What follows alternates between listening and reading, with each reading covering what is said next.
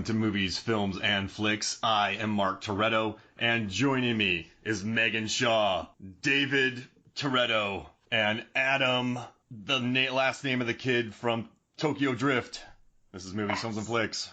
I'm fine being in the Shaw family. That's great. I have a very long business card. Adam, last name of the guy from Tokyo Drift. I'm scared about being a Toretto. I'm not Yeah. gonna make it to the ninth movie. The Lost Toretto brother. I would love that. Oh my gosh, I would love it if David in Fast 10 you pop up. Like, brother, where His have name you is been? Nightcross. Yeah, Nightcross. Nightcross Toretto. Nightcross Toretto. Oh my god. Here's the funny thing about that, guys. I haven't driven a car I probably only drive a car twice a year, and I haven't owned a car in like 7 years. Well, New York City, man. I'm also a real bad driver. Can I say this? Sure. 'Cause we're gonna go into the whole Fast franchise. Yes, Adam Boswell. Adam Boswell. That's a good one. That's a good one. I like that. It's not like a cop from like a 1970s detective show. But so these I'd say would be the most quintessential car movies maybe ever, like franchise-wise ever. Would that be like a safe assumption? I guess if you think individual, there's probably Bullet. There is. So if franchises, I would have to say yes, because like we talked about well, what about Bond though? Is Aston Martin's and everything? Maybe, but I'm saying like the car drives the plot. And this is not meaning to be a pun, but right, like it's based on people who drive cars fast.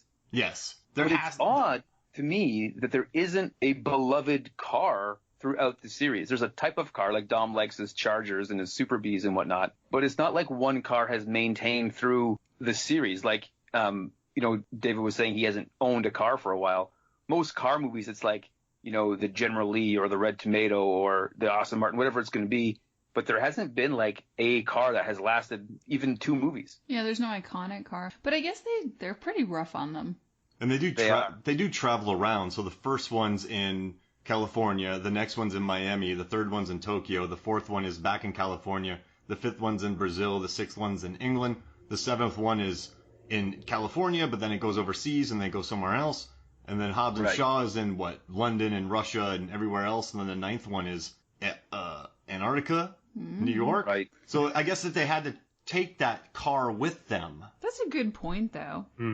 Like if you think about other car franchise or other car movies and shows and whatnot, the car almost becomes the star. Oh yeah, like Knight Rider, Nightcross, Dukes of Hazzard, Nightcross, Ghostbusters. I am totally making a Nightcross poster tonight. Yes, you are. Nice. But even with James Bond, it's not the same Aston Martin every time, is it?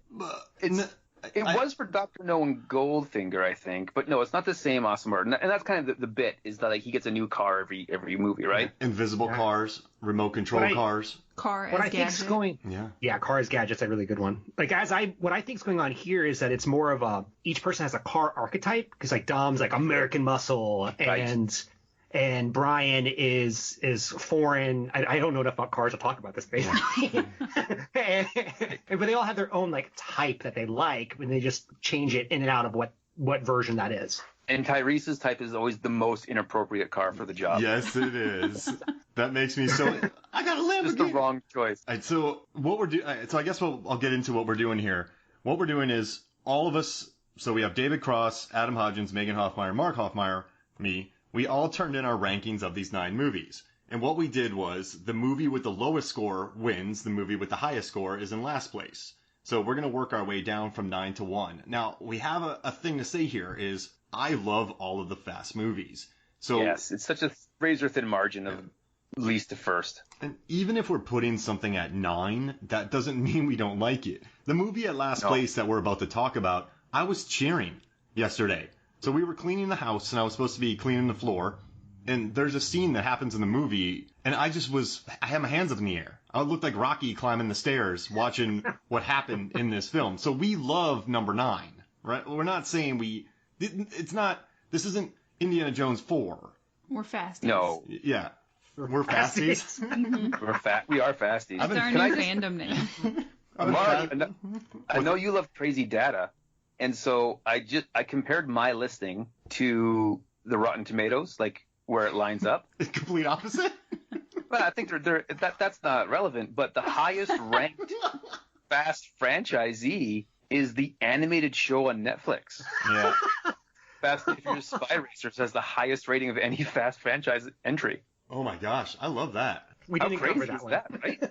So, all right, I need to watch this show. Netflix makes some solid stuff, though. And also, everybody here, you need to watch Better Luck Tomorrow, because that's a 2002 film that features Han, and it's directed by Justin Lin, who stepped in for Tokyo Drift, and so Han is a part of the world. So some people say that it's actually canon, Better Luck Tomorrow. You Other mean us cars? fasties say that? Yeah, as fasties, and I've been fasting all week. That's very true. Really fast. Since Monday morning. All right, are y'all ready to get into our rankings here? Yes. All right. Excited. So with 28 points, we have now out of the 9. No one ranked it at number 9, which is interesting. We have a 7, 8, 3, and 8 for this film. It's The Fate of the Furious, 2017, directed by F. Gary Gray. It has a 67% tomato meter score, 6.7 IMDb score, and it made just over $1 billion at $1.3 billion at the worldwide box office. So that's yeah. Mark, you said it made just over $1 billion. Yes. That's $300 million. Oh no, I was scrolling through my notes and I didn't have them yet, so I knew it made more than $1 billion. I just didn't know. So we're using two. I was like, in what world is 300 million just a bit over? We have just a bit outside, like that from Major League. Throws it right up. Right. But we have 2 monitors, and so I had to go from one monitor to the other. And You could have gone full Dr. Evil on that one. oh yeah, $1 billion. But one I point. also like your real subtle brag. Mark's like, listen, I'm dealing with a 2-monitor setup here. There's going to be a little bit of a delay, all right? My gold chain was tapping, so I had to hold it in real quick before I turned. So The Fate of the Furious is in last place. And I noticed number 3, David Cross, you gave this a number 3. This is your 3rd favorite film, correct? Of the franchise? Oh no, Mark. No, not at all. Oh, no. it's my 5th favorite. Oh, well then I Adam missed. Hodgins gave it a number 3. Oh, Adam Hodgins. There it is. All right, so Adam So- Boswell. This is number 3. Why is this number 3 for you? Sorry, no. Are we talking Fate of the Furious or Fast 5? The Fate of the Furious is in last place with 28 No, points. I gave that one last place. Oh, geez Louise. Well, I got my That was notes my messed last up. place. But, however, this movie is the last place movie. It has 28 points. Right. I put this at number 8. Interesting. No, wait, I put this at 9. Megan? I don't know. I don't know. I'm falling up. Oh, wait. I'm sorry, guys. Here's what it is. We gave it 5959. So someone here, I just mixed up my Fate of the Furious and my Hobbs and Shaw. So Oh, okay. 2 people put it last, 2 people put it 5th. I'm Scandal. falling apart here. Okay. My intro was a mess. My 2-monitor game was a mess. You know what, Mark? Man. You're still just a buster. I was waiting for that line. I'm the Leon of the fast world. So we have 2 people who put it number 5. Why'd you guys put it number 5? Even though it made last place. So what'd you like about it to put it right in the middle almost? I'm happy to jump in here. Yeah. So what I loved about Fate and the Furious, even though it's a number 5, yes, I said love, is Jason Statham in the baby scene. I really just like how fun his character is. I also think this is one of the best moments you get with Tyrese throughout the entire series on the car door. And then he kills all the snowmobilers. Yes, the magic car door, which I've talked about multiple times.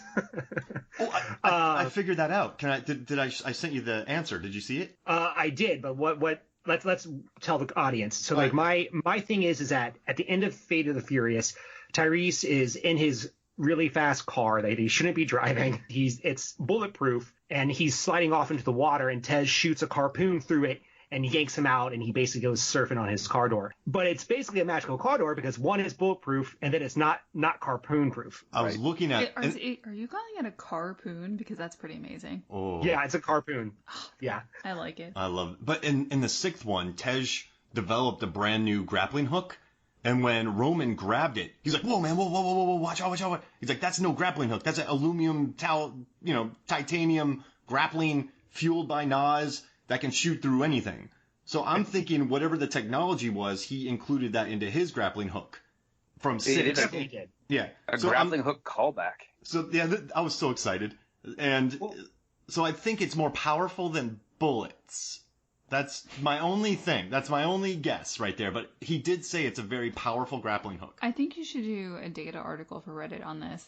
How powerful The is power of Nas versus bullets. it? Oh, yeah. Can I just say though, like there's things that are bulletproof, but then we have armor-piercing bullets. So I think it's just the piercing power of the harpoon could have like a sharpened diamond tip, as opposed to like a blunt lead bullet. I think it may be that simple. I think Cypher just went cheap on her bullets. She went for bulk as opposed to penetrating. Yes. Doesn't seem like her personality. She bought from a gun or bullet dealer, just exclusive bullet dealer named Hank Boswell. And Hank said that he had a great deal. Every terrorist has to start somewhere. That's right. And so she bought bullets from Hank Boswell. Maybe he knew he was undercover and he sold him those bad bullets. Yeah. That's a terrible idea. But yeah, so that's how into the Fast and Furious world we are, David, is that we're discussing grappling hooks from the 6th one into the 8th one. You want to know something about grappling hooks? It's a mainstay of the series. It's in the first one, and it's in a bunch of other ones. It's like, it's a callback. They just call back to the grappling hooks. Oh, yeah, the first one was a grappling hook? I didn't think about that. Oh, yeah, that's right. There's a bunch of grappling hooks in the 8th one. They shoot Dom's car with his 700 horsepower vehicle. But, okay. Oh, Wow. yeah. They suspend the thing, right? Yeah. Mm-hmm. I loved the ice chase. I loved Tyrese getting his moment. Yeah, I mean, but it's still, I'm happy with it being 9 in my list. Are you guys happy with this being at 9? Yeah, I think, and again, I love every one of these movies. There isn't a bad one. They're all great. But I think Fast 8 felt the most tired to me. Like I hadn't seen anything that I hadn't seen before until they were doing the ice chase. And I felt like it was just that one scene stood out, but before that, I had just kind of I wanted that much ingenuity and like creativeness through the whole movie, and I felt like I'd seen this all before. Yeah, I just like how the humor works really well on this. There's a part where Jason Statham just cracks up at one of the Rock's lines, which feels completely unscripted. Yeah. And just natural, because they shouldn't be smiling at each other at that point, the type of insults are hurling at one another. But I have it squarely in the middle of my list, and, it's entertaining. I told Mark at this point they kind of remind me of Marvel movies because they balance action and humor really well. Yeah, for sure. I would say that maybe one of the problems of 8 is that Dom is a difficult character to portray, and we put all that weight on him throughout most of 8. I kind of find Dom boring, honestly, compared to the rest of the cast. Like, so when I'm watching it, I'm like, yeah, Dom, you're doing your thing, you're cool. I'm glad you're around, but I'd rather be seeing anyone else. Would you say that Dom is a great prop in these movies? Because that's a good question. He's basically just the Punisher. He kind of dresses up like the Punisher in this movie, and he's just playing I think that's good. He's kind of a good prop in this. We just got to get Dom, and yeah. I think I don't have the answer to that. Does someone smarter than me have the answer to that? I mean, maybe there's the diehard fans of the earlier movies that keep coming back because they love him. So it's good to have him around. You've got lots of other new material for us to play off of going forward. Yeah, and I wonder how much they had to split up Dwayne Johnson and Vin Diesel. So I wonder how much of that came into that decision. But I do think my least favorite moment of the franchise happens in this film when Vin meets Elsa in Fast 5. And they spark up a relationship. And then he realizes that Letty's alive, and she's like, okay, go take care of Letty, and he leaves her. And then in 8, we find out that she had Dom's baby. And now that he's back with Letty, you can't really have her around. So, like, what are we going to do with her? Oh, let's just have Tormund from Game of Thrones kill her. And then they completely forget about her character arc. It just seems such a throwaway kind of crappy mistreatment of a once cool character. Yeah, she got fridged. Yeah, she did. Feels like they're just wrapping her up so that they don't have to deal with her in the future. Yeah, no more awkwardness. We just don't want to deal with you in the future. Like it's the worst job like release pitch ever. It's not that you've been bad at your job. We just don't want to deal with you. So Adam, I was thinking about your comment saying like you thought this movie was a little bit tired, and I think that maybe the perfect encapsulation of that is the electric car chase. How all of them are like falling out the window. And theoretically, that sounds really cool, but I also found it boring. I was like, oh, well, we've seen a million car explosions. I don't need another car explosion. Zombie cars. Right. Yeah. Yeah. The idea is, like, intellectually I find it interesting, but like it's not actually interesting on the screen. Yeah, I actually like the computer overview she does better than watching the actual cars, where she's showing sort of the techie part behind it. Yeah, Meg works in technology, so she was loving the computer stuff. Well, but I think in the earlier Fast movies, every car race had some like real weight and gravitas and stakes to it. And I felt by the time we got to 8, like every car chase explosion was just kind of gratuitous. I don't know. I just felt like I wasn't invested. Yeah, that's a good point. I still enjoy it, but you're right. There's no when Vince flips in the first one. No, when Dom flips. Oh, geez Louise, I'm doing it again, guys. When Dom flips in the first one, there's weight to that flip. There's danger. There's blood. You don't know the stakes yet. Yeah. And now we know that they're superheroes. Now they're blowing up $2 billion submarines. I did the math for all the property destruction in this movie. You always do. I think the perfect analogy would be, and forgive me for going into this territory, but in the first Transformers movie, there was like 6 Transformers, and you knew who they were. So when they were fighting, you kind of were like rooting for somebody. But then after that, there was just all these robots that nobody knew, and they were just blowing up for no reason. And you're just like, just numb to it. And I felt that was a little what was happening here. I just Whoa. I know every one of those robots. All right. That's not a joke. I knew them all. But I get what you're saying. Hey, maybe this is the prequel to the Autobots taking over. We've got Cypher and her zombie cars. All you need next is Decepticons to come out of space. Well, in Hobbs and Shaw, that guy's motorbike sounds a lot like a Transformer. And That's true. And speaking of Hobbs and Shaw, also my favorite Transformer from the Transformer movies was Boswell. Really great. That's Adam Boswell to you. Can you make a poster of like what an Adam Boswell is? It's a Bond poster. That's what it is. Yeah. I'm already working on the Nightcross. I picture so there's a picture of Timothy Chalamet, the King. I just picture David's head on that. Well, I'm going a different way. This is an autobiography about David. Oh. So I need to know who would play David in the Nightcross movie. Timothy Chalamet. All right. I'll make it happen. All right. So speaking of Hobbs and Shaw, in 8th place, we have, and this podcast of that will be released at the same time as this, so listen to it. It goes to some of the weirdest places that we've ever gone to in a podcast. It is bizarre and amazing. Listen, I have some good henchmen. Oh, wow. Yeah, we spent 10 minutes talking about how we do as henchmen. It's beautiful. I feel like whenever Megan and Mark and I get together for a podcast, it's more of a stream of consciousness than anything. Yeah, I loved it. Super. Real cerebral. There it is. I like that. All right, so 8 is Fast and Furious Presents Hobbs and Shaw, released in 2019, directed by David Leitch. It has a 67% tomato meter score, 6.5 IMDb, and it made $759 million worldwide, just a little bit less than $1 billion. Disappointing. Just a little bit less than $1 billion. The franchise must be a bust. Didn't make $1 billion. Yeah, exactly. Oh, what a turd sandwich. But yeah, so once again, this movie, Megan and I have watched this about 4 times in the last 2 months. At least. And I guess for me, with this movie is I like it more because I know Han's alive. Because when I thought Statham or Deckard Shaw had killed Han, I didn't want to watch Hobbs and Shaw. I'm like, this stupid movie. I was so mad, swearing in my seat. But now I like it a lot more. I like the world. I like it's goofy. I like it's about 2 50-year-old men learning that if they fight together, they're more successful. I love Idris Elba. Yeah. And there's a really smart, badass soldier lady with a main role. Hattie Shaw. Mm-hmm. So, Megan, you put this at 5? No, 3. I had it at 3. You had it at 3. And then the rest of us had it at 7. Yeah, the rest of us had it at 7, 8, and 8. It's a lot of fun. What do you love about it? Fun. Yeah, Megan, tell us about it.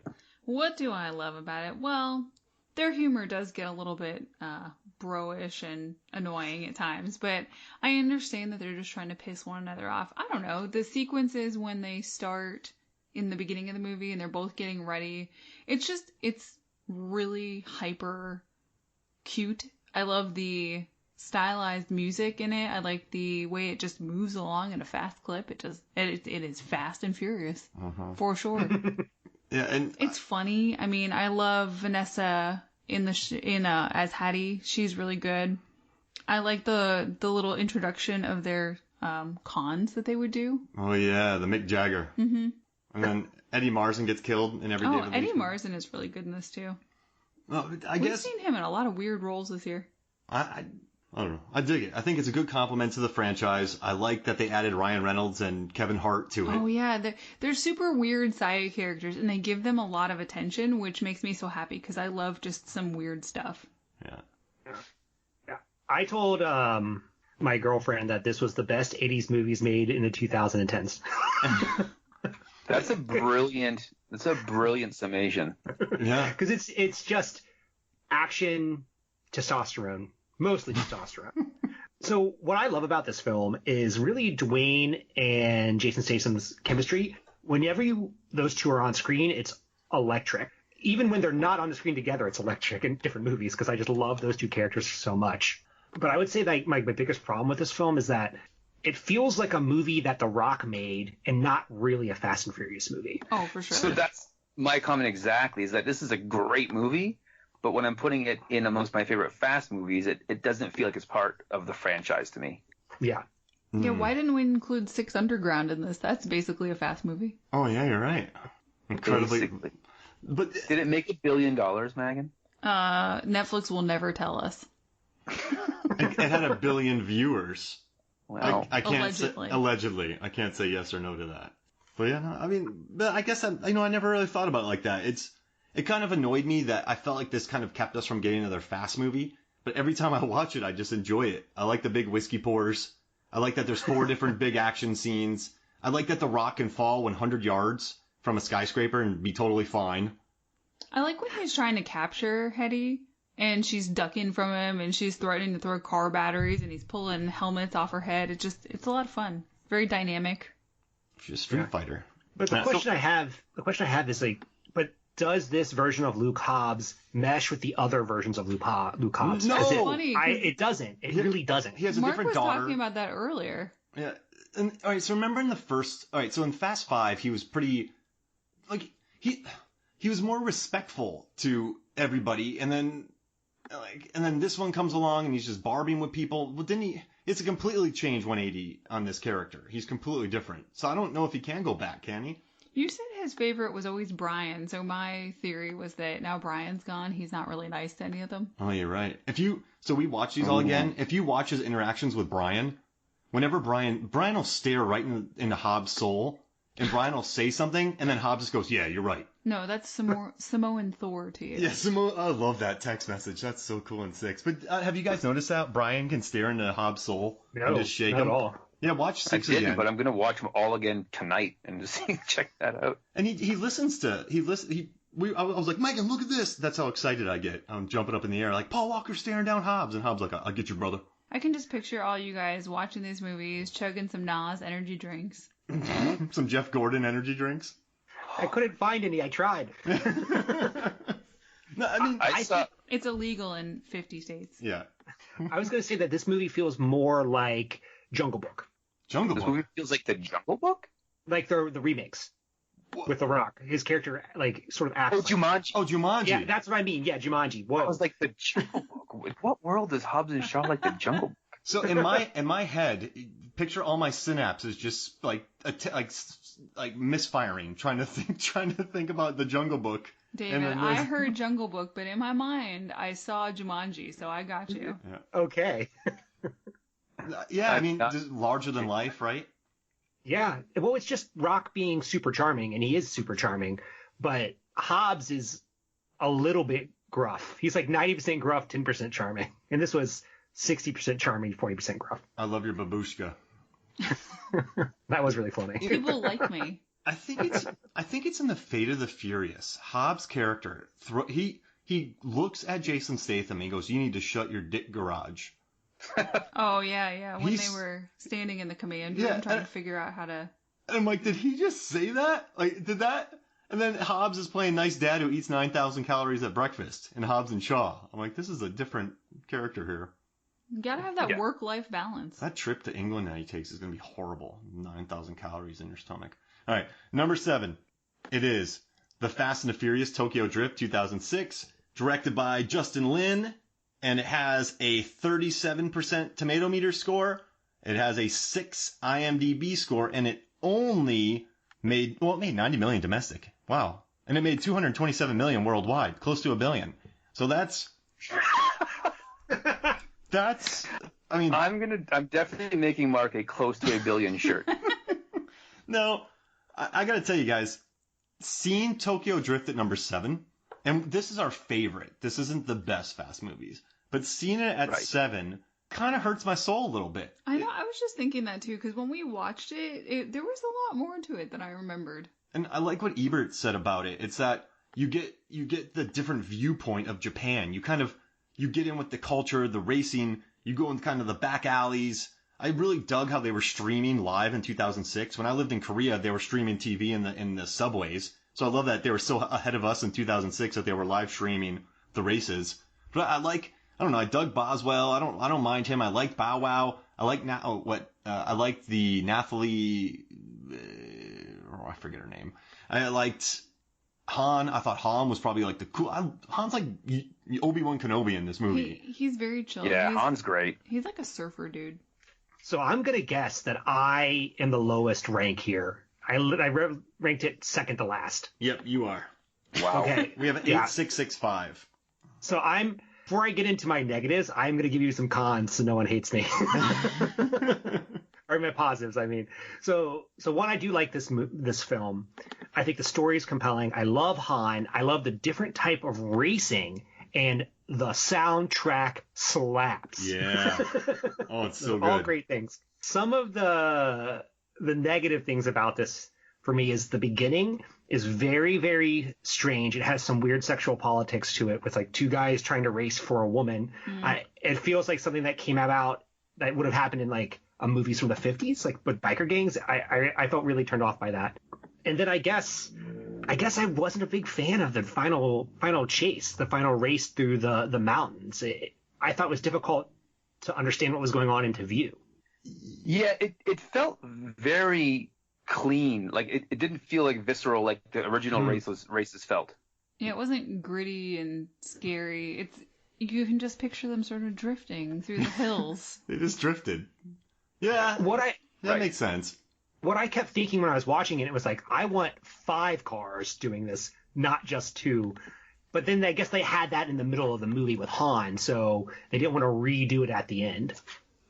And I want to make up for one thing. Nathalie Kelly is I like her character in this movie too. I dug her, but I didn't get her name. But yeah, I haven't even thought about that. I guess it is kind of I always thought the ending was when Han dies.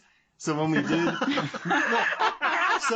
so when we did the rewatch, I went, "What's this?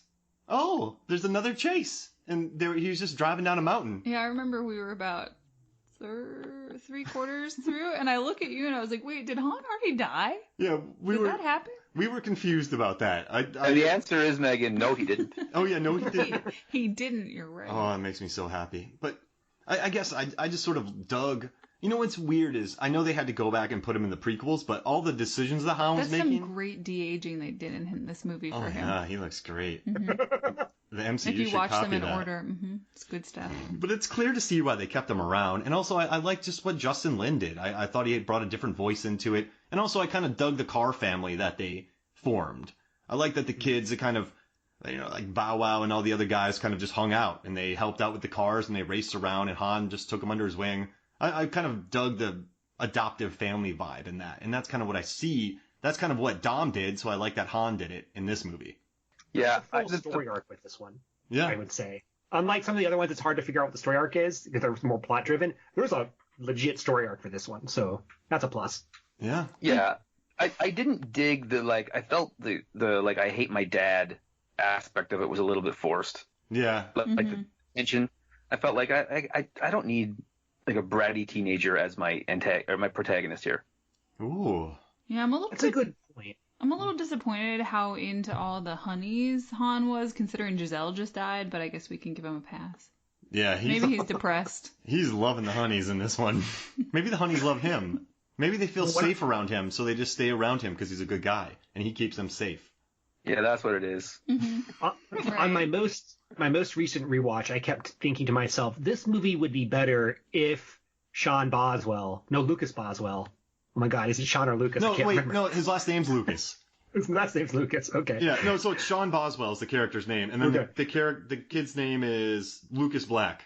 There you go. Okay. Yeah, right. If Boswell was older, it's like we went through 2 movies with adults, and then we went to a movie with a 16-year-old as the protagonist. Like if he was 18, I think I may have been a little bit more into this. Oh, yeah. I like that. Okay. Yeah, I can get that. Han. Can we start a Han chant? Or can we save that for later? We'll save that for your birthday, bro. Oh my God. Please. Guys, Megan, make it happen. It's coming up soon. So we have number 6. Megan, get on. No pressure. So we have number 6, which I can't wait to hear a certain someone talk about this. But number 6 is Fast and Furious. It was released in 2009, directed by Justin Lin. Wait, what? Fast and Furious. Oh, Fast and Furious. Yeah. It was. It was Fast and Furious. I mean, they go through the same tunnel twice. Yeah. But yeah, so they got 29%, 6.6 IMDb, and it has 23 points. And it made, get ready for this, 195 million domestic, but this is the big kicker right here. 451 million worldwide. That's almost $1 billion. That's close to almost $500 million. We would be the worst bankers. Is this the lowest rated one? Yes, and it has the lowest tomato meter score, but it has Too Fast, Too Furious has the lowest IMDb score. So whatever. Adam. Dr. Brothers, here we go. You put this as number 1. So we have one. a 6, a 1, a 9, and a 7 on here, and you put it at number 1. And no, there's no judgment here. I watched it again, and I feel like I'm being judged. No, I watched it again, and this is a safe space, and I really enjoyed it. I liked that they all got brought back together again. I don't know. I mean, Braga's not that strong of a villain, but I like the idea of him. I like Gal Gadot. I like the initial race to get into it. I liked all the cops that worked with Brian. I liked the headbutt in it. So I dug it. So like, this is your number 1. This is your favorite Fast movie. Favorite Fast movie. Yeah. Tell me about it. Again, I think you kind of summed up all the things I liked about it, but I love being part of a team.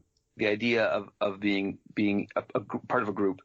And the Fast movies were good up until this, but they were all over the place. And this was the movie that like brought everything together. It was the glue that brought Han in, and it brought Dom back, and it really felt like this was the birth of the team. Wow. And the first movie, it was like Dom had his boys, but they were not a team. It was a real like kind of pissing match sometimes, and it's like he gives Brian Vince's Corona to show like he's like jockeying for position of like who's the most manly. And this was the movie where it's like, okay, we're back together, we're on the same page, and then it just blasted off. So I love that whole idea of getting the band back together. Listen, this movie had Shea Wiggum, so it can't be all bad. Shea Butter.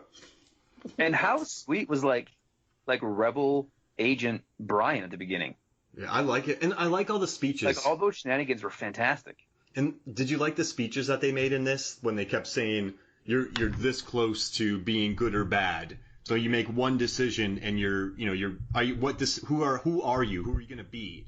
And then Brian finally kind of makes the heel decision at the end to wipe out a bus, but he's kind of always close to being that person, right? Which I really liked about him. This also has my favorite car of any Fast movies in it. Which one's that? It's the Trans Am at the end, the black Trans Am. Oh yeah, that one's sweet. It's the Smokey and the Bandit car. Really? They did like a cameo of the Smokey and the Bandit 77 Trans Am. Oh my goodness. So to play Devil's, I don't know, Motorola, or no, Devil's Oldsmobile. Yeah, wait, I like that. I was like his cell phone. That's interesting. My words are tongue-tied today. Yeah, so are mine. So some of the things I think is weak about this film is that Phoenix is sort of nobody. He just exists to have Dom chase him. He doesn't have a personality, which if I have a villain, I really want the villain to have a personality and want the villain to struggle, the hero to struggle against that villain. Yeah. I was no point. I was like, of course Dom's going to win. Are you kidding me? I thought the final chase scene at the end was also kind of weak compared to everything else that came after it. The tunnel stuff was brutal. Yeah. I felt like I was in a very 90s video game. Yeah. Because they go through it twice. Yeah. And this is the final point, and this really isn't that much, but I feel like Brian being an FBI agent is a huge plot hole. Like, why would they let him be an FBI agent other than that's how they get Fast and Furious 4 made? I think it's a real catch me if you can situation where it's like he knows the most about the underground because he's been there. And so he's, the devil you know is better than the devil that you don't. So he's, he's got to do something.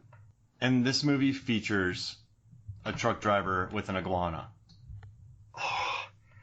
So we talked about this, Mark. Yes. But you want to do it at the barbecue? Yeah. So you'll be able to look up if you go to Movies, Films, and Flicks Facebook, or if you go to the podcast. We recorded a live barbecue on Skype on video, so you can watch us talk about our favorite characters. But there is a truck driver in the beginning of this film who has to protect his iguana, and when he's getting robbed by Dom and crew, he jumps out of that truck, but he protects his iguana. So I really respect that guy. And plus, he's a good truck driver driving through all those roads. I love the dude. Listen, pets are family. Yeah. Life on the open road's lonely. And that's his family. Yeah, these movies are about family. Yeah. I want to get an iguana and name it La Familia. Oh, that's perfect. But is it in Italian with a G? Yes. Perfect. It has to be. It has to be, Megan. Can you name him Boswell? Familia Toretto. I'm going to get a turtle named Boswell. And he'll hang out with the iguana. Oh, it could be a box turtle. Oh, yeah. Like a little Boxster car. Let's take a quick break, and then when we come back, we'll cover 5 through 1. How's that sound? I'm so excited about it. All right, we'll be right back. Welcome back to Movies, Films, and Flicks. And yes, I nailed that welcome back from break. But I didn't nail that. So while saying that I got us back from break accidentally, I messed that up. Which, that works well. I mean, what would Boswell do? That's what I say. But did you cartoon it? Yeah. So I basically Boswelled it when he first got to Japan and did that first race with Han's car, and he wrecks it. Yeah. Not good. Yeah. You're going to have to pay back for that. 10-minute car. He's so confident, though. Can I say he's the character I'm most excited about seeing again in Fast 9? Oh, I can't wait. Dude's so cool. That's what sold me the ticket. 30-year-old playing a 19-year-old? Wait, yeah. Sean Boswell? Yeah. Oh, man. Hey, wait, Oh, yeah, Boswell is back. Yes! Boswell's back. That sounds like the name of a spinoff. Boswell's back. All right. So, hey, we just nailed that. The harmonics. Perfect harmony. It's perfect harmony. All right, so we're back with number 5, and it's 2015's Furious 7, directed by James Wan. Highest rated, 81%, 7.2 IMDb score. And guys, get ready for this. This is a huge number. It made $1.65 billion worldwide, so close to $2 billion. That's nearly $2 billion. Yeah, it's nearly. If you round it up, it would be 1.7, and if you rounded 7 up, that'd be 10. So then you got 2. Does that make sense? 10-4. 1.6 billion worldwide, but Furious 7. I mean, this movie, this was essentially an Avengers film. I mean, this did Avengers level box office. This did Star Wars level box office. And so this was the movie where I knew that the series wasn't going anywhere. It had done things that other movie franchises haven't done. Because I went into work one day, and the secretary from our church, who was an older lady but super nice, she was like, "Oh, my husband and I are going to see the new Fast and the Furious tonight." And I was like, "Oh, it's happened! It's happened!" Aw, that's like calling it the Facebook when you were still refer to them as the Fast and the Furious. I mean, right? Throwback. Such a gigantic movie. I mean, just the budgets, and obviously it had the tragedy attached to it, but. I mean, jumping through buildings, destroying terracotta warriors. I mean, just bringing in Jason Statham. So we get Ramsey. Ramsey, she's still around. Nathalie Emmanuel, but they brought in Bus Heist, and they had Tony Jaa. We just keep saying names. But the one thing I don't get about this is they brought in Kurt Russell too. But the God's Eye is they use the God's Eye to capture Jason Statham, but Jason Statham just always finds them. He has wanted to be a part of their crew. That's what's really going on here. Stop following us. It's all an interview to be part of the Fast and the Furious. Oh my I goodness. want to see a re-edited scene of Dom and Statham, but like Hot Rod, where it's like, whoa, you can't just join our crew. Cool beans. And then he's like pours a slushie on his foot. He's like, okay, you're in. What if they, instead of having a fight on a crashing parking garage where they hit each other with iron poles, they fight in a basement, like Hot Rod and Frank did in Hot Rod? With tandoori fighting sticks? Yes. So I think I have mine rated number 1 on my list. That's number Really? 1. Yeah. So we have a 1586. Yeah. That's Okay. all over the spectrum. Yeah, let's hear it. This is number 1. I got to hear this. I love this so much. Okay, so I saw this movie and it blew my freaking mind. And I may have said this previously on one of the other podcasts I've done with you, but there's only a couple different times in movies that I remember just absolutely freaking out. And this was the car jump scene when it went from one skyscraper to the next. And I was like, can't get any better. No, they did it again. But the things I love about this movie, the car drop when they're jumping out of the airplane and Roman freaking out, so funny. The skyscraper jump is probably my favorite action setup I've seen in any movie. Mr. Nobody is very funny. Jason Statham, who is one of my favorite actors, The Rock is also in this movie. But I think what makes this really exceptional is they take everything that happened in 6, which you're like, how can this get any better? And then they get better, which it blows my mind that there is even more things they can do, which I guess made number 8 sort of a letdown, even though it's not a bad movie, because they didn't reach the same heights as number 7. Literally. Yeah. Well, with cars, at least. They're going to need to take these movies to space with Tom Cruise. No, Galaxy Quest. Yeah, Mark really is pushing hard for the Galaxy Quest crossover. But I love the Belgian beer in this. I love that they have a random bucket of Corona. I love that Vin Diesel and Jason Statham are so tough that they drive their cars at each other at 80 miles an hour, crash, walk out, then have a fist fight. Yeah. This film feels like this is when it said, screw gravity. Like, I know they said this is the one that jumped the shark. Yeah, exactly. It's like, I'm going to do whatever I want and you're going to eat it up because this is what you're here to see. And they were absolutely right. So I always say that this is the one that jumped the shark but stuck the landing. That's really good. The triple Lindy. Right. But also, why it's so low on my list is that you're right. It has all these action spots and whatever. But it's like, and for me, it was the head-on collision between Statham and Dom, where they're like, we just don't care anymore. But it was like they understood that they were indestructible. There was no like caution anymore. And they just went 100 miles an hour with like not even reckless abandon, just like full confidence that I'm going to jump this car from one skyscraper to another and then again, and we'll be fine. It's no problem. I've got a baby on the way. It's going to be fine. Hobbs times an ambulance perfectly to drive off of an overpass and onto a drone that is flying around. I mean, the timing involved. And then he takes the gun off the drone and shoots it. But then Dom ramps a car and puts grenades on it, and then he blows it up. As you do. That's amazing. I love your laughter. I love your laughter, David. I can almost feel how happy you are talking about this movie. Love this movie. This one had my favorite version of the '69 Dodge Charger, though, like the monster trucky one that they made up for him. Oh yeah, that was my favorite of the Dom's Chargers. Why didn't he wear a helmet? That's the question I've always asked myself. Oh, Ramsey can wear a helmet, but me, I don't wear helmets. I'm a man. Well, because he knows that nothing will hurt him. Nothing can penetrate his skin. Yeah. Interesting. So the characters are aware of the movie that they're in. Yeah, it's almost like this is the Deadpool Fast movie. They get it. Oh, well then it makes sense that they brought Ryan Reynolds in. I have 2 interesting things for you guys. So they filmed they filmed in Atlanta, and they filmed at the same place where Avengers Endgame filmed one of their scenes. So they're in the same world. Also, it's a day. Therefore, they're in the same world. Let's leave that there. Just think about it. There, on the day of on Megan's and my wedding, I got a text message. And I worked in the Atlanta film industry for a long time, worked with a lot of people, and they sent me a text. Like, hey, Mark, you want to come work on Fast 7? I was like, well, I'd love to, but I'm getting married. And then they're like, oh, that's cool. You want to come next week? I'm like, no, I'm going to be in Italy. So I'm not blaming you for that, Megan. I'm just saying, I don't know what I'm saying. I'm happy to be married to you. Did they? Were they going to get you to body double for Brian because he was gone? Well, no, his brothers were there. They wanted me to step in for Dwayne. Now, I'm dead serious. I have been a stand-in for Shaquille O'Neal on a set one time. They put me on an Apple box and I had to stand because I was the tallest crew member. So I had to stand on an Apple box and stand in for Shaq. That holds water for me. And then they were like, "Hey, Mark, dance," because Shaq has to dance in the commercial. And I'm standing on this tall Apple box, almost slipping. And I'm just kind of two-stepping. But yeah, so this Furious 7, Meg, I got called to work on this when you and I were getting married. Did I ever tell you that story?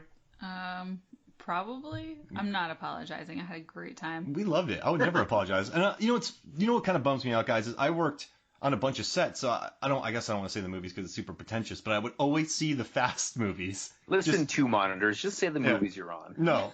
So there were always, $100 million budget movies. They made over $500 million, which, as we all know, is close to $1 billion.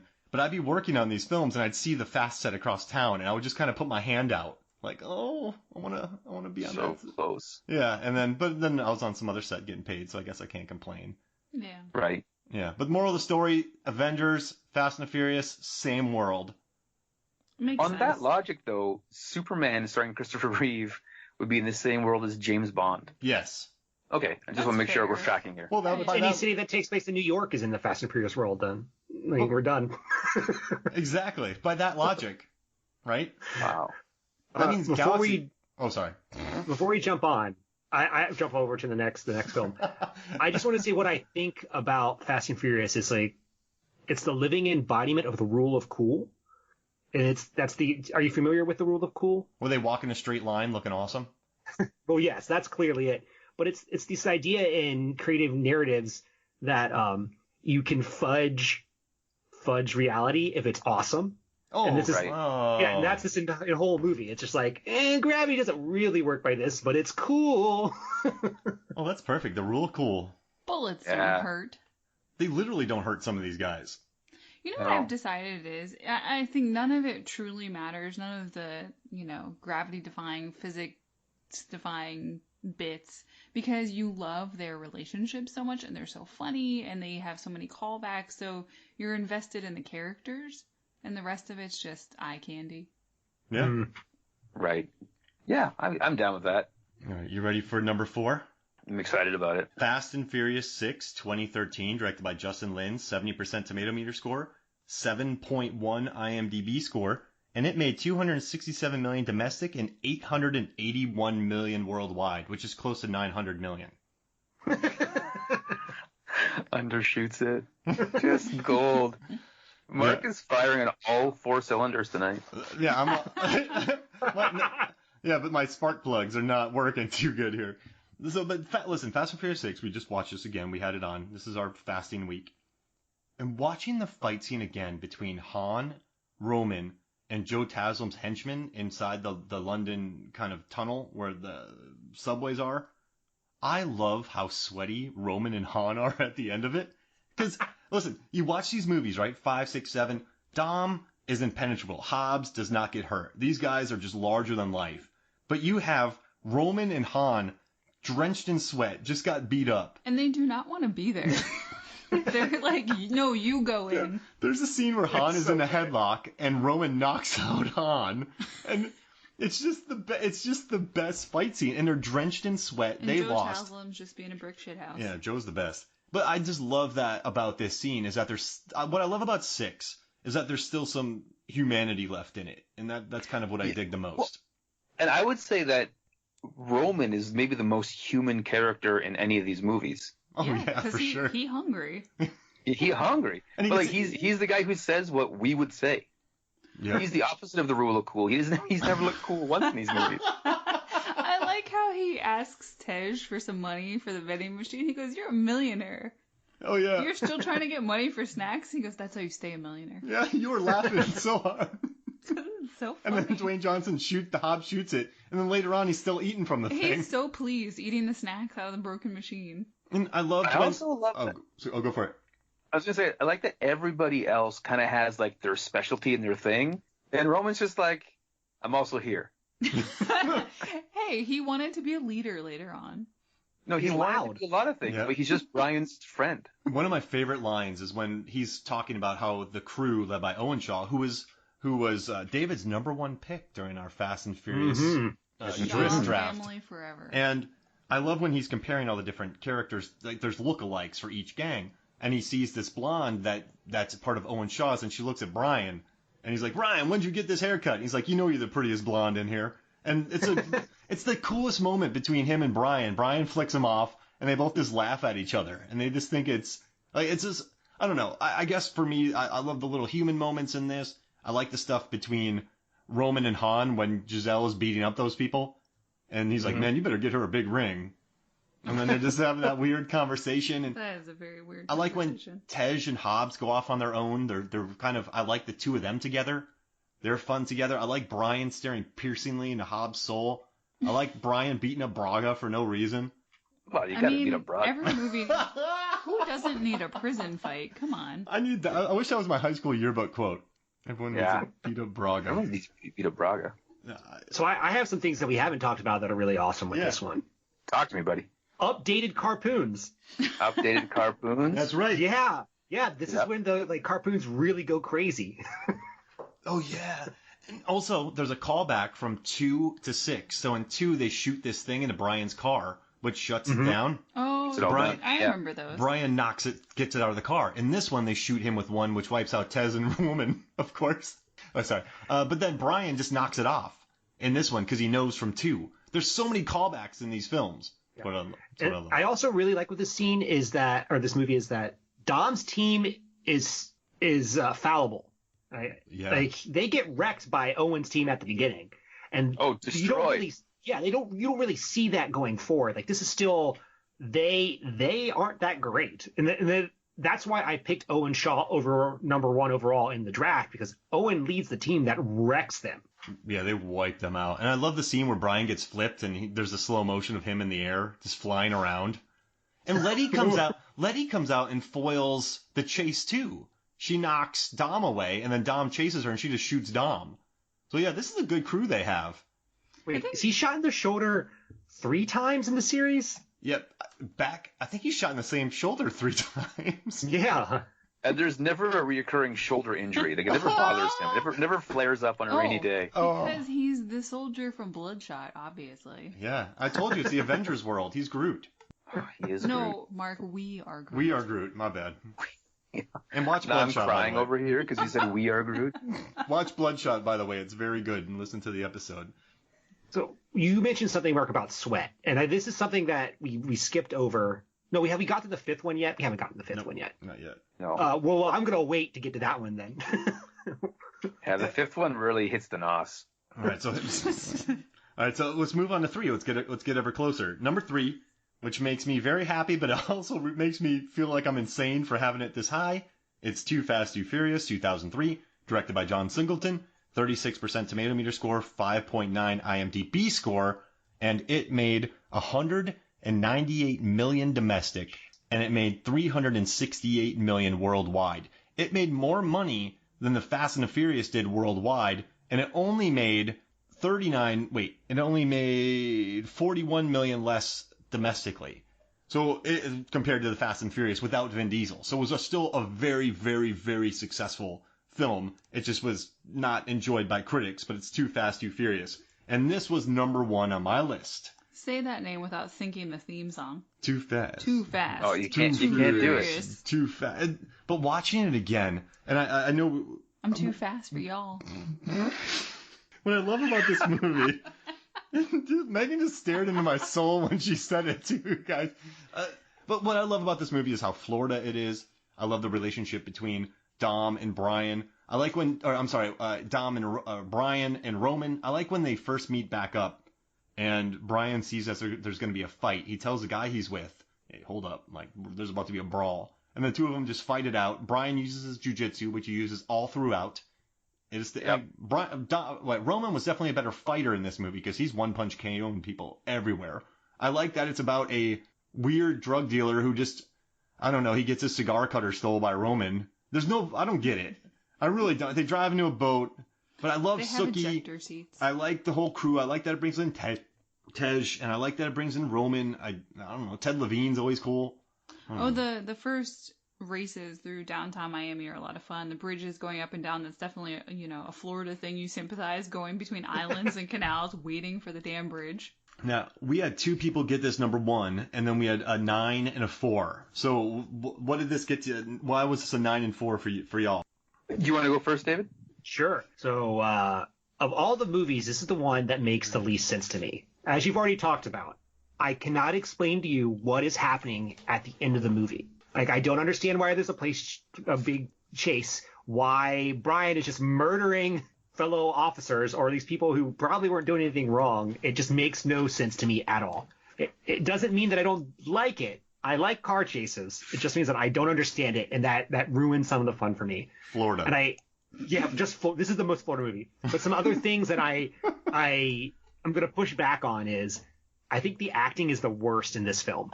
I think Eva Mendes is bad. I think Tyrese is bad. Ludacris, also bad.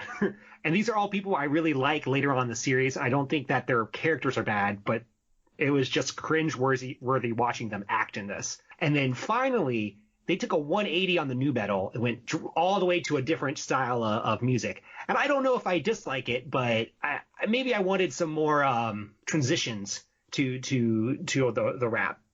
So you wanted Linkin Park? Wow. Maybe. Hey, I'm okay with their acting being bad as long as we get Tej in our series now. That's right. And his jet ski racing. And his skills. That's right. Yeah. And again, I like this movie. I just don't understand the ending. I really love Sookie. Sookie's great. I really want her to be back. She probably will never be, but it would be great to see her again. I want Cole Hauser back in this. Cole Hauser. Yeah, he's the villain. We briefly got Ava back in a post-credit scene. Stinger in 5. She came and talked to him. Right. What do you think about this movie, Adam? So I love the Florida race scene. Like, I think that's what I liked with the first one too, is this underground community that people are having. So I love that. Like, I love that Brian was staying at his house and it was like the whole party was going. Like, I loved it all. I love that they were listening to his own music. He was spinning his own tracks at his party. Mm-hmm. But for me, and so my friend Phil and I always talk about Phil Boswell. There's no, Phil Briggs, but we'll call him Phil Boswell for now. We talk about your expectations versus reality. So knowing that Vin Diesel wasn't in this movie, I went in with very, very, very low expectations. I was like, it's just gonna but then I was like, oh, I super enjoyed the movie because it's just a lot of fun. And I was like, oh, so walking out of the theater, I had a great experience with this movie, and it was great. Also, anytime you put Mark Boone Jr. in a movie, I give it an extra 10%. He almost got eaten by a rat. My favorite character actor of all time. Yeah, he's good. Oh, that scene really sticks with you. The rat in the can on the stomach. Oh, that's brutal. Yeah. Smashing Pumpkins. Despite all my rage, I'm still just a rat in a cage. Other villains use, cars as weapons and guns and fists, but this guy goes full rat. Scary. Yeah, it's something. Cole Hauser battled Vin Diesel in Pitch Black. Are these worlds connected? Yes, they are. Probably. Do you think that Dom is just pre-Shine Job? Yes. What a deep cut. Jesus. Yeah, I love that. Dude, in Fast 10, your seatbelts, when they go to space. Yes. Fast when they 10. go to your seatbelts.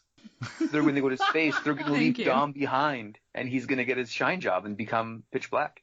Oh my God. And DH. And there's a song called, it's by Josh Todd. He was the lead singer of the band Buck Cherry. It's called Shine. So you can get your nu metal back, David, and it's like Shine. You should listen to it. And we could play that just as he gets his new Shine eyes. I'm just saying, I don't know if we need nu metal now, but for that second movie, I could have used a transition.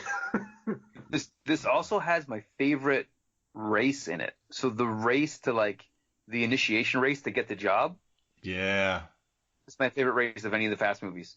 No, some of those guys die. Yeah. It's amazing. And I love how he just takes off his shirt and punches it and grabs a cigar, and then he tries to steal the cigar cutter later. because eventually these movies get to the point where it's like, oh, we need to go race and win some cars, and they don't even show you the races. They just come back with cars. Oh yeah. In this one, they show you when they beat the two bros. In this one, they show you when they beat the two bros. I like the surprise garage with Tej, how they all pop out and distract. Yeah, that was a good moment. That's fun. The monster truck killing the cop was tough. But other than that, I mean, maybe that guy was a bad seed. There's always one bad guy in a group. I don't know if it's just me, but like monster trucks for me, I'm out. I have no, I can't stand a monster truck. Yeah, I don't like them either. It costs you about $1 billion. About $1 billion. Nearly. I think it was the best use of a monster truck in a movie. I think was Roadhouse, but other than that, I'm out. You guys ready for number 2? Yes. Yeah. All right, number 2, Fast 5, 2011, directed by Justin Lin, 77% tomato meter score, 7.3 IMDb score, and this is when things got big. It made 244 million domestic, and it made 727 million worldwide. So almost $750 million.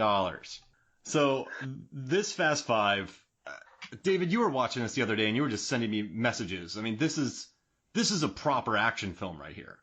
Oh yeah, this is an amazing film. So I think some of the great things about this is the chase scene on through the roofs is absolutely fantastic. It's hard to see another like foot chase that's better than that. Other pros, I love that Vince comes back and he redeems himself for being so shitty in the first film. Yeah. Right? Mm-hmm. Yeah. And then the safe bit, I had never seen anything like that in any film. And I remember watching it for the first time, and I literally paused it and stopped and stood up and like held my head. I was like, what am I watching?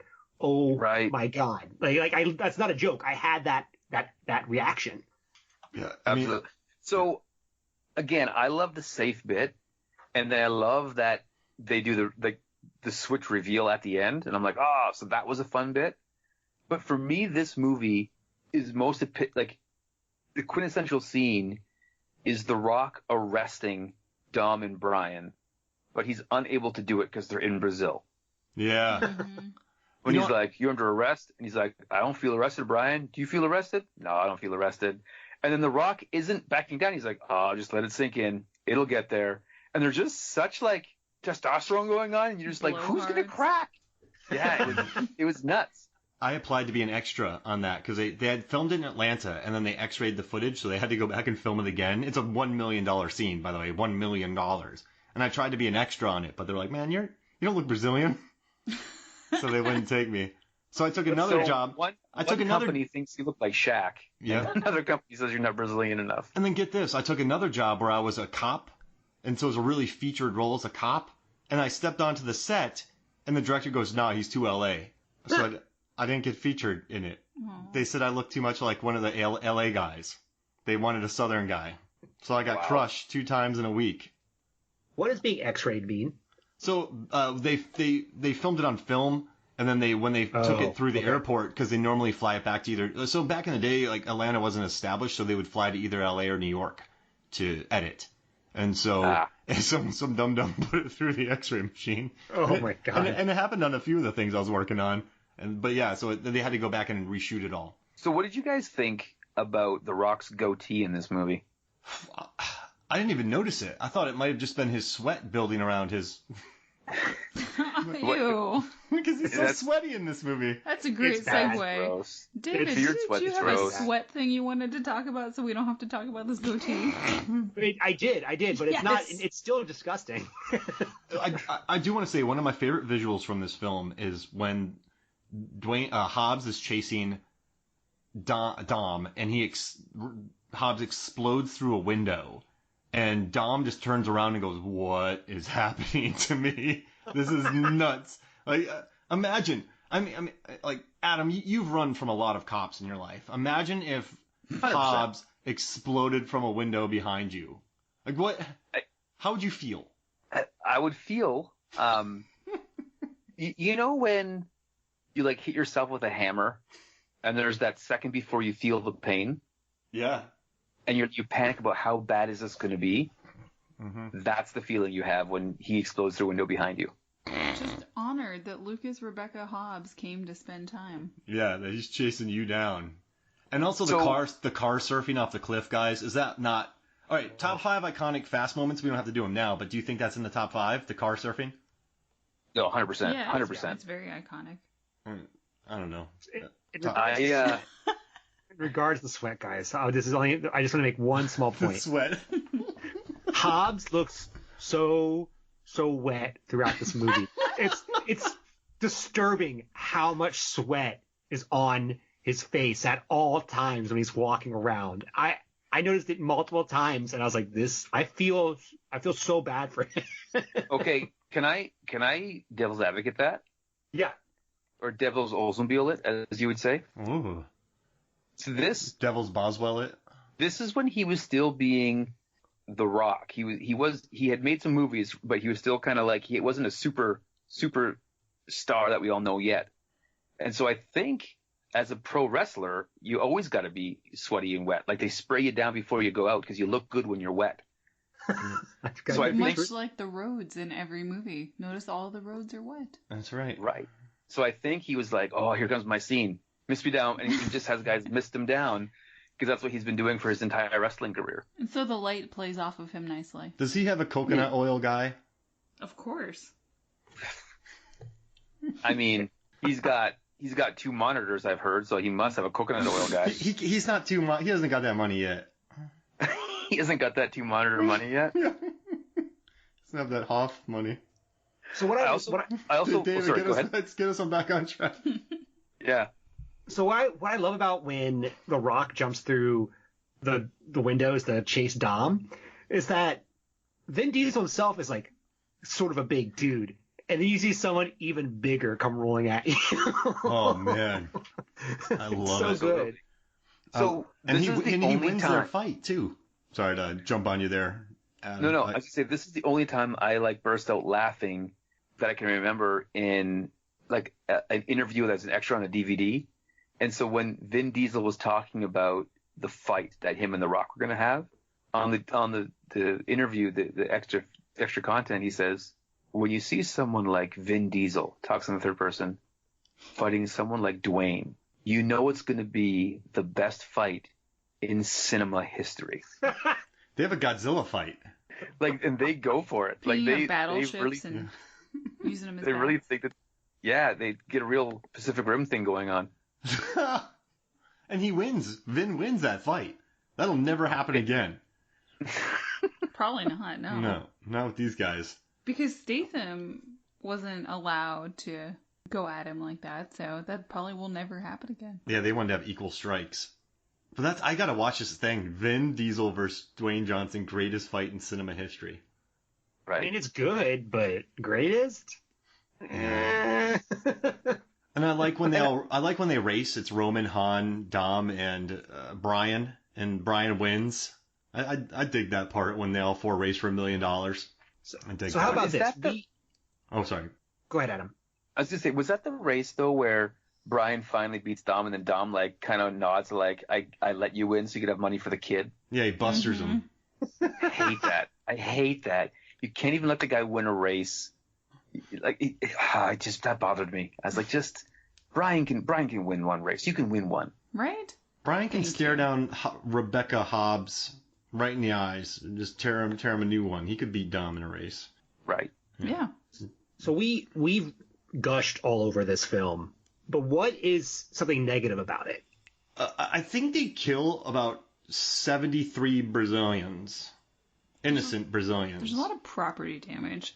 I remember being shocked in this one that they went, because in other ones they had much lighter damage, someone's business or a shop or a house or something like that. But this is the first one where they go full rampant through the streets, destroying stuff. And I remember being shocked by that. Now I'm not shocked anymore. So that was fun, having that moment. Mm-hmm. Yeah. Now nothing they destroy, you're like, oh, that's fine. It's just a building, whatever. Terracotta Warrior, who cares?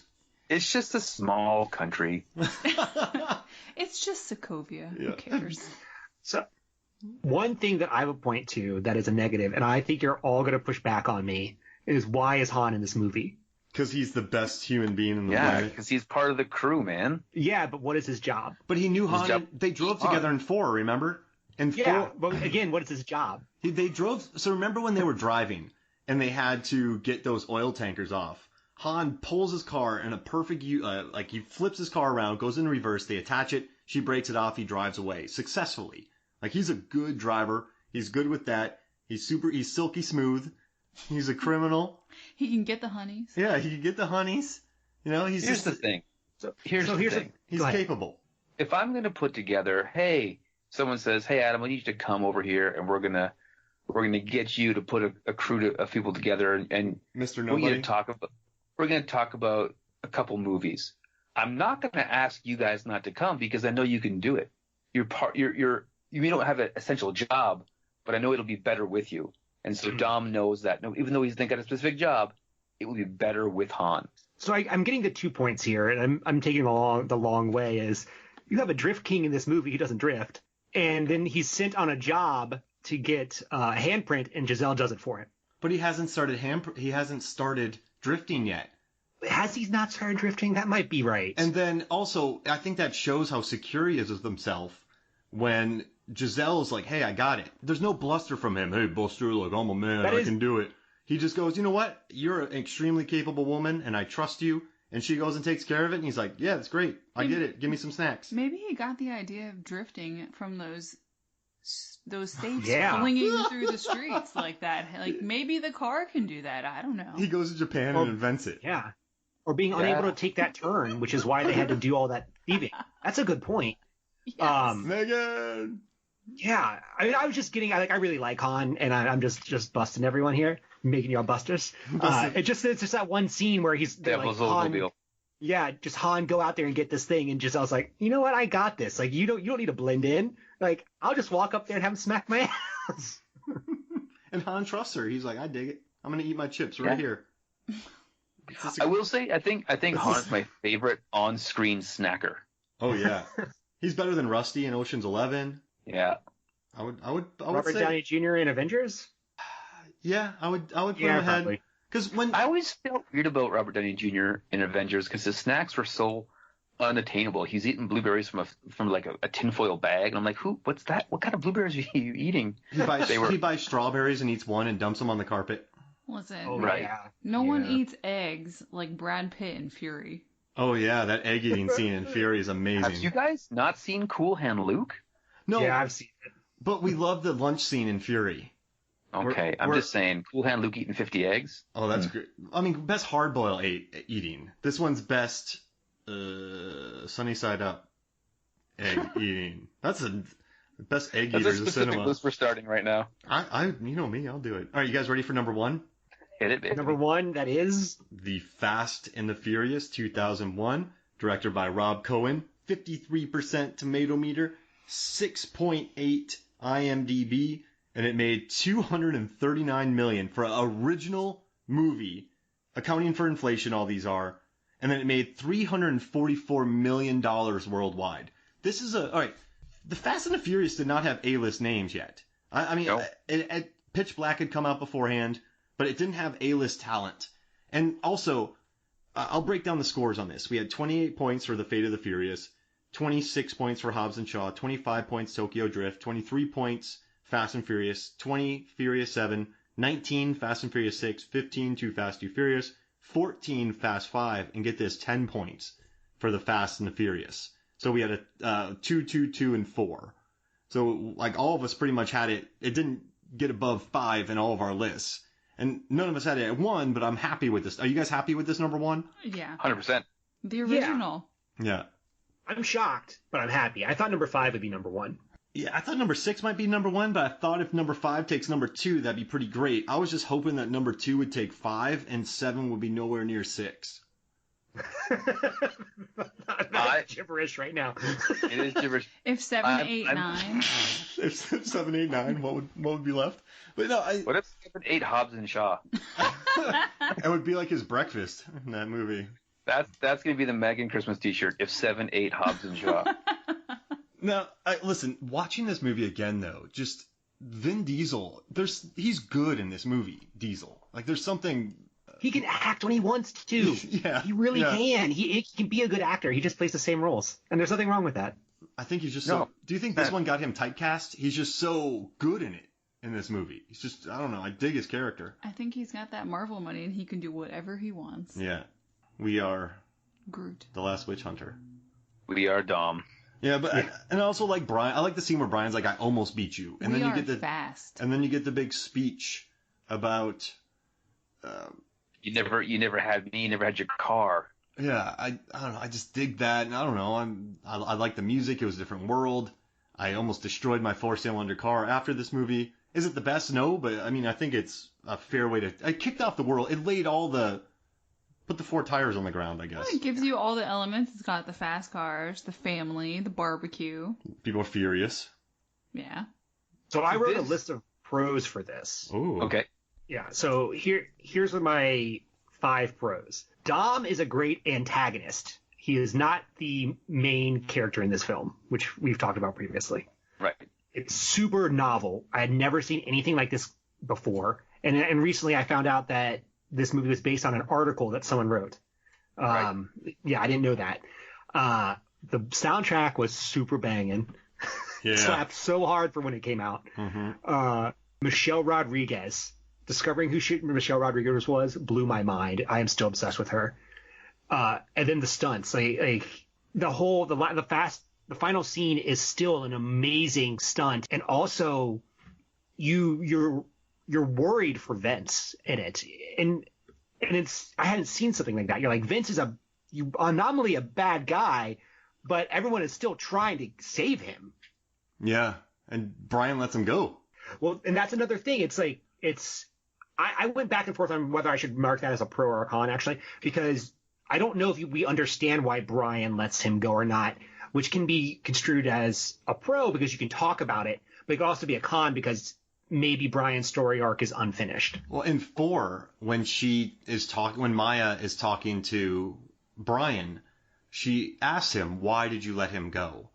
Exactly. And he goes, "I don't know." And she's like, "Well, you make these decisions that you're either a good guy or a bad guy." And then he kind of turns heel eventually based on that. Yeah. I think this movie also had the best moment of acting in it when he makes the phone call to 911. When Paul and Walker reveals that he's a cop. Yeah. Yeah. Because there's this moment of like this big reveal, but there's this tense, like life and death situation happening. I thought that was the best acting of any of the Fast movies. Wow. That's a good point. Yeah. And I know we didn't talk about this, but I love in 4 when Dom is beating a living tar out of Brian. I just love Paul Walker's face during that scene. It felt very. I felt like Diesel was actually tossing him around.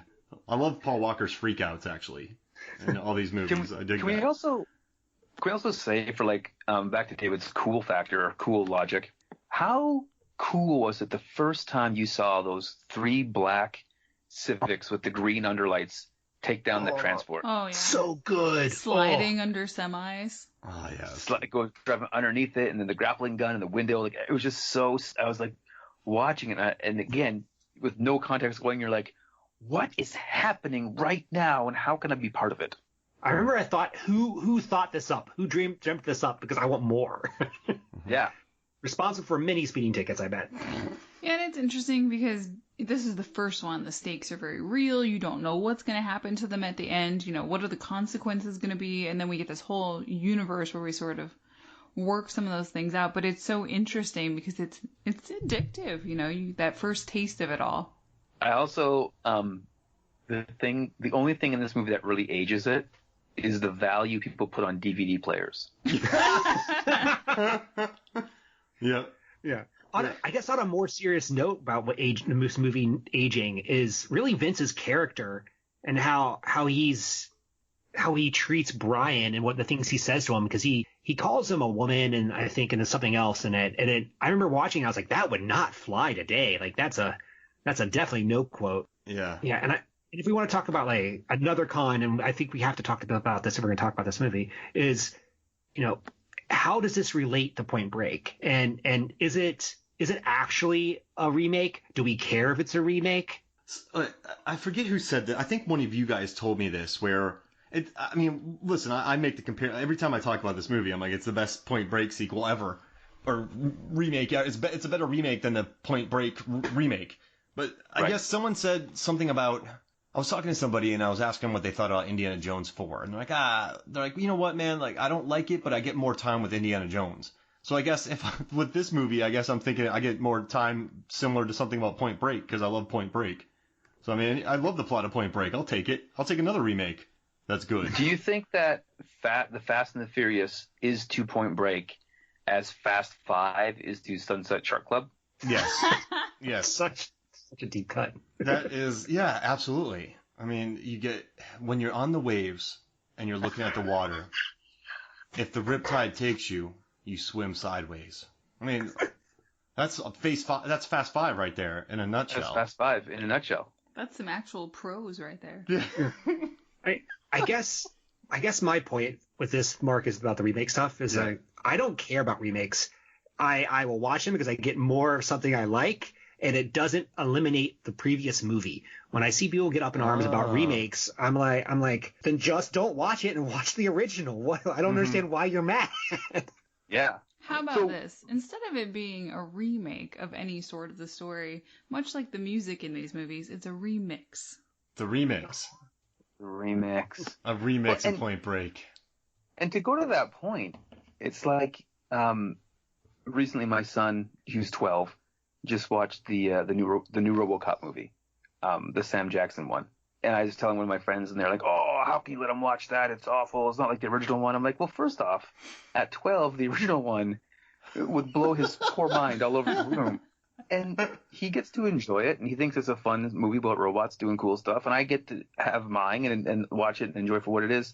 I'm okay. Make as many as you want. Yeah, yeah. I mean, remakes are made for a younger generation, frankly. Yeah. They're made to have different actors into it. And there's also the idea of, like, remakes have been around forever.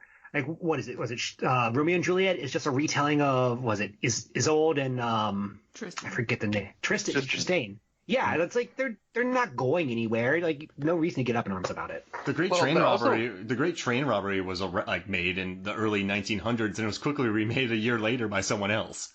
So, like Nosferatu is a remake. Yeah, exactly. I can't get rights to Dracula. I'm calling it Nosferatu. My favorite thing with that is, like, Babes in Toyland, the old Christmas movie, was released 6 times in theaters with different names to try to make more money. They would just release it as, like, with another title and release the same movie. Shout out to Cincinnati, where it's based. Right. Hey. But very to that note, though, in 1954, there was a movie that released called The Fast and the Furious. Mm-hmm. Yeah. So this is technically a remake. Well, the names are the same, but they're not the same movie at all. Listen, I'm just saying. I'm just saying. If I released a movie called Point Break, I'm like, listen, the title's the same, but it's not a remake, we'd run into some problems. Yeah.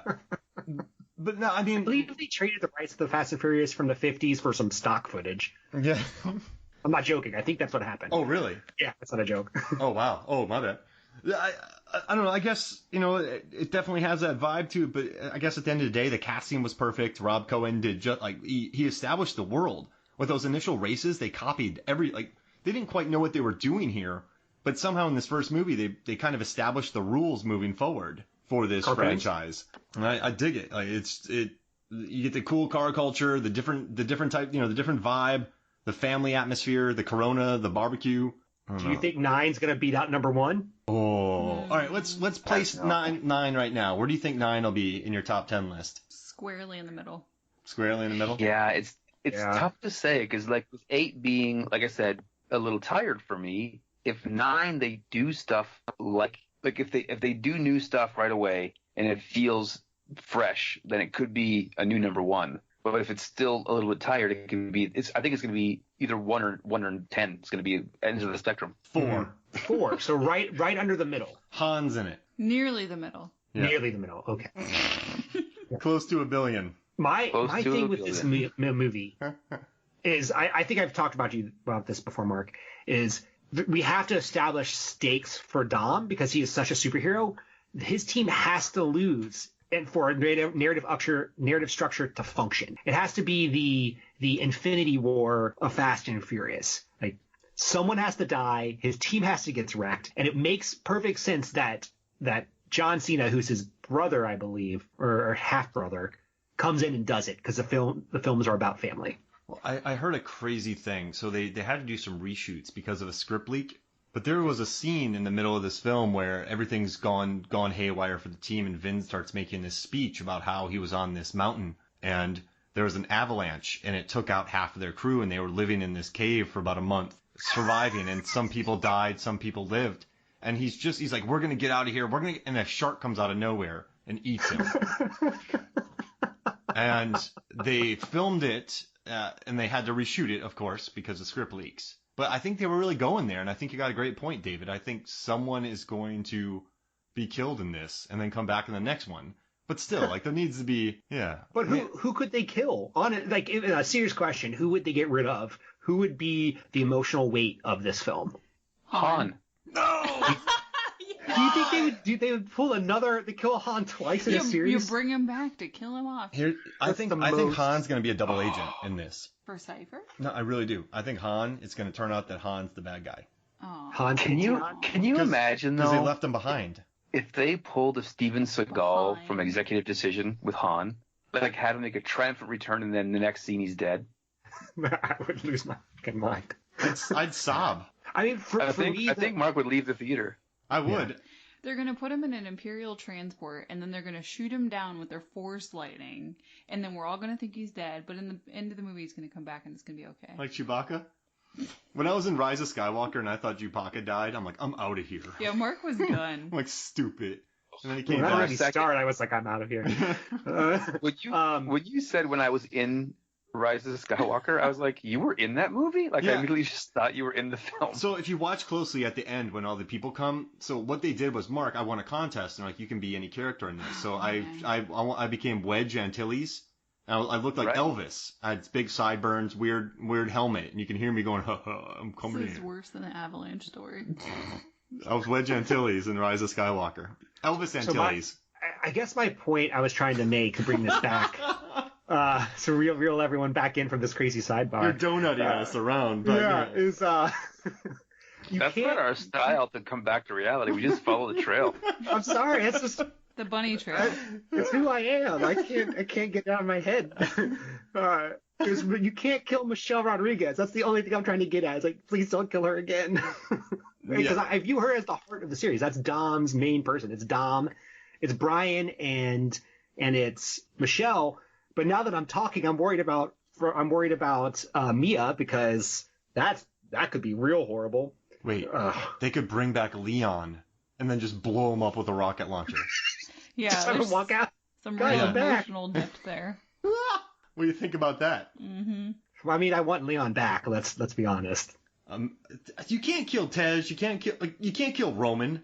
There's not enough emotional weight there. Man, that big forehead. Well, I mean, if you think about it, think about the emotional weight for Dom. His main main people are Letty, Brian, Mia. He cares about everyone else, but like those three are his like North Star. So we're saying kill Dom off? If he makes it through this series, I'll be real shocked. Wow, Adam, how would you feel? I don't think they can kill Dom off. I think with Vin Diesel's history in these films of like, I can't lose a fight, I can't take a punch, I don't think him dying is going to happen. I say you kill Mia and Brian off screen. Oh, I'm worried about that. I'm worried about Brian being killed off screen. That's what I think going to happen. I think they're getting tired of like, well, we can't call Brian. We promised him we wouldn't. It might even not be off screen. It might just be him in his blue car trying to escape and then someone T-boning him. Right. I don't want this. I'm sorry, guys. I didn't mean to bring it down. I hope it ends. I hope it ends with Vin trying to drive over a massive tidal wave in his Charger, and it ends like Point Break with Patrick Swayze getting wiped out when he tries to surf the giant waves. That's the poster I want to see. What if they retrofitted a Dodge Charger to go under the water like the James Bond Lotus? Oh yeah. Wait, they haven't done that yet? No, not yet. Not in this series. They did it in the Kingsman. All right. So let's see. Before we get out of here, favorite moment of all 9 films. Pick one moment before we get out of here. I'll let you start first, David, since this is such an easy question. Oh yeah, you already know what this is. This is jumping from one skyscraper to the next into another one. Literally blew my mind. Dropped my drink in my lap. I love it so much. Adam? Mine is the This Is Brazil showdown between Hobbs and Brian and Vin in 5. Oh, good. I think mine is the intro sequence of Hobbs and Shaw. Both of them, waking up, living their day, going out, beating somebody up. I love it. And The Rock just mainlines coffee. I still don't believe that The Rock has that many pillows on his bed, but whatever. See, I firmly believe that wasn't part of the shoot. They just filmed each other in the morning as a regular routine. They have the same exact alarm clock. Let's see. Yeah. For me, it's the end of Too Fast, Too Furious when Roman says, "Pockets ain't empty, cuz." And then he and Brian just pull out their shirts and they have tons of cash wedged in their pants. And they're so happy. They just do a big old smile. And then they're like, we're best friends. And then they walk away smiling and it cuts. and ejecto-cito, cuz. And those are my 2 favorite moments.